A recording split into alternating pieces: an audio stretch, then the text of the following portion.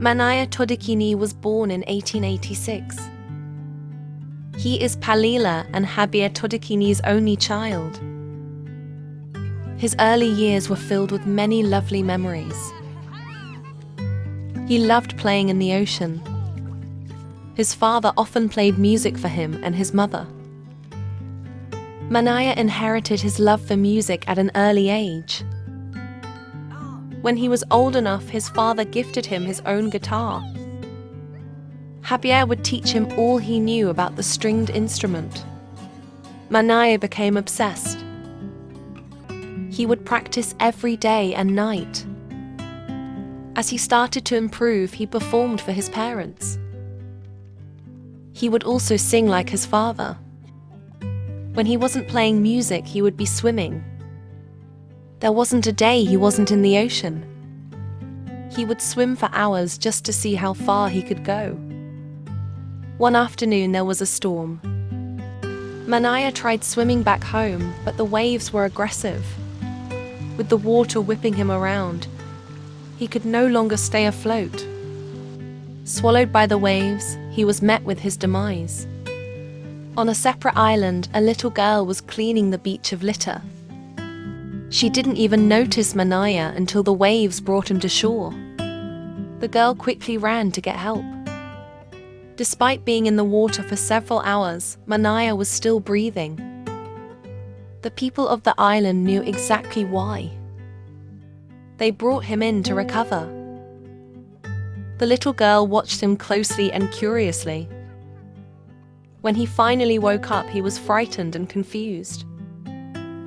The girl sat down and introduced herself. Her name was Arava.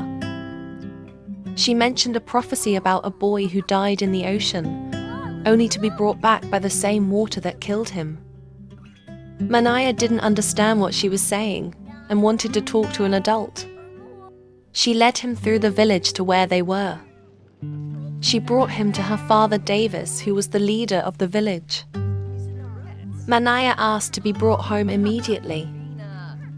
Davis told him it was too dark to take him back, and they would leave in the morning. For now, he was welcome to enjoy the party. He made friends, and everyone treated him kindly. He even sang for them. The whole village admired him. As the night went on, he and Arava grew closer. Even though Manaya thought she was crazy, he still liked her. The next morning, it was time for him to leave. Even though he had his own family, Arava didn't want him to go. After a long boat ride, Manaya was finally back home. His parents were so happy to see he was safe. Thankful for Davis, they invited him in for a drink. He told them he found Manaya half dead at the hands of the ocean. His parents would no longer allow him to go swimming after that. So he focused on guitar instead. When he was older, he was allowed back in the ocean. Swimming had never felt more magical. He wasn't sure if it was because of how long it had been, but he felt more connected to the sea. His family went to events often. Sometimes villagers from other islands would come to celebrate. Manaya started talking to a girl he thought was cute. He recognized her crazy. It was Arava, the girl who saved his life. The two of them snuck away from the party to talk. They got to know each other very well.